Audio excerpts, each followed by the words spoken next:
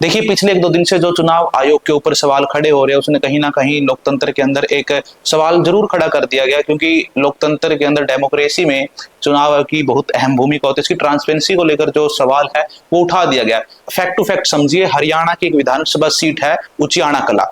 उचियाना कला पे 2 प्रत्याशी थे कांग्रेस के बृजेंद्र सिंह, जो भारतीय जनता पार्टी के टिकट पे मेंबर ऑफ पार्लियामेंट भी रह चुके हैं और वर्तमान में कांग्रेस के नेता थे, और 2024 का विधानसभा चुनाव उन्होंने कांग्रेस की टिकट पर उचियाना कला से प्रत्याशी के तौर पर पर्चा भरा।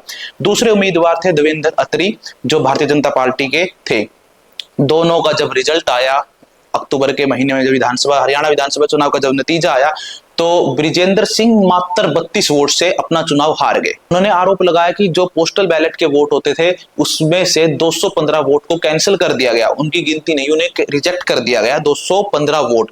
और उनमें से भी 150 वोट ऐसे थे जिनको इसलिए कैंसिल किया गया, वो जिस लिफाफे के अंदर थे वो स्कैन नहीं हो पा रहा। बृजेंद्र सिंह ने आरोप लगाया था कि जिस लिफाफे के अंदर अगर जिसके अंदर वोट था, जो पोस्टल बैलेट का वोट था, अगर उसका लिफाफा स्कैन ना हो तो उसको कैसे खोला जाए, उसकी भी प्रक्रिया थी, वो प्रक्रिया का भी उस दौरान पालन नहीं किया गया। जिस सीट के ऊपर हार जीत के अंतर से ज्यादा पोस्टल बैलेट जो रिजेक्ट हो चुके हैं वो हो, तो उसकी दोबारा गिनती करनी चाहिए, परंतु रिटर्निंग ऑफिसर ने वो गिनती उस समय नहीं की।